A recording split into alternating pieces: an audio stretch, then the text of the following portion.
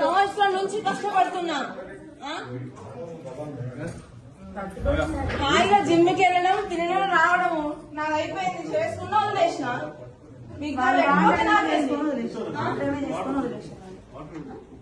అదే జీవితం అనుకున్నప్పుడు నన్ను ఎందుకు చేసుకోవాలి? హాయిగా నా లైఫ్ లో నేను హాయిగా ఉన్నా. డాడీ షాప్ కి వెళ్తున్నా, హాయిగా ఉన్నా. Happy life. ఎవరు అడిగిన డబ్బులు? నీ పబ్లిసిటీ కోసం, పబ్లిసిటీ అందరు చూపించడం కోసం, పెళ్లి చేసి చూపించడం కోసం అదే కనిపించని వాడికి తెలిసి వాళ్ళ రాజకీయం కోసం చేసి రాజకీయం కోసం తెలవడం కోసం చేసింది. వదిలిపెడదామన్న ఉద్దేశంతోనే చేస్తుంది. తెలిసి విజయ్ లేదు, వీళ్ళు చంపుతారో ఏం చేస్తారో ఏదైనా కానీ సహకరించదేనా? నేను సహకరించదమే. ఎక్కడైనా ఇప్పుడే పట్టుకున్నాను నేను. ఏం చూద్దామా? ఆయన అంట నువ్వు తిండి లేకట రాతాడట. ఆయన నాకు భార్య కాదు, భార్య కూడా ఇక్కడ ఉంటుంది పుణ్యానికి కదా పైకి వచ్చినట్టు. ఎంత మంది నువ్వు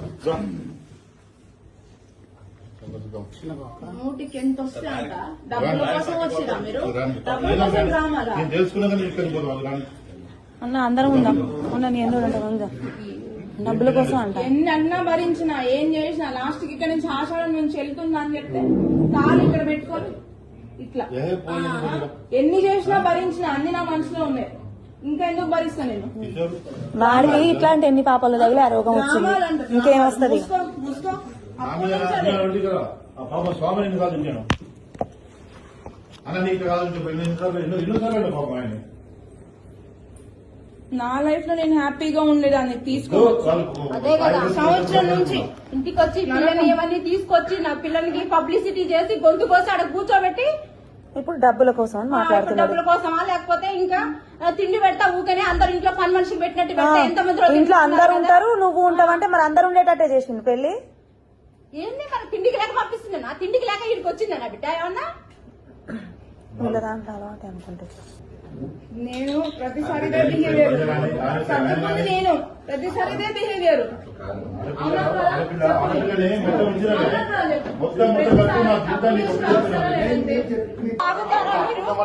మీరు ఆగుతారా?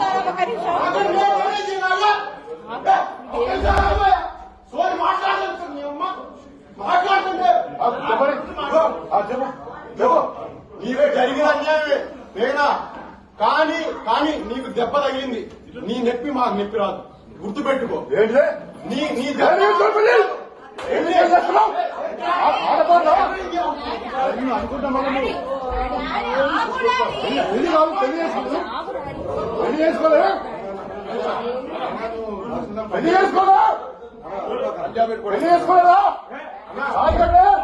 పుణ్యానికి వచ్చిందా బిడ్డ?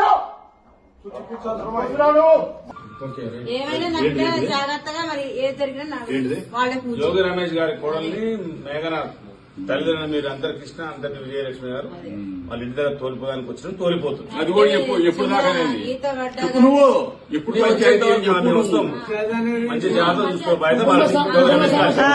మళ్ళీ మీరు వచ్చే సమస్య పరిష్కారం అయ్యేంత వరకు దాన్ని చిన్న గీత పడ్డ వాళ్ళదే బాధ్యత. ఎప్పటి వరకు అంటే అనేది నేను చెప్తా. ఎప్పటి వరకు అనేది చెప్తా. నేను వచ్చింది ఎందుకు? అందరి ముందు తెలిసేటట్టు పెళ్లి చేసిన రోజులలో పంపించేసాడు కదా. నా తప్పేం లేకుండా నేను నా మీద బ్లేమ్ వేసుకోను.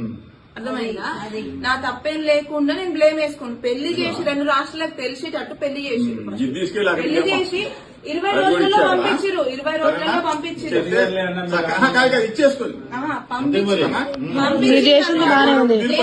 నేను వచ్చింది డబ్బుల గురించి కాదు. దేని గురించి వచ్చినా అంటే ఎంతమంది ముందైతే పెళ్లి చేసిరో అంతమంది ముందుగే తెలిసేటట్టు ఆ అమ్మాయి తప్పేం లేదు, మా తప్పు వల్లనే మేము వద్దనుకుంటున్నాం అని చేసిన రోజు నాకు న్యాయం జరిగినట్టు నా విషయంలో.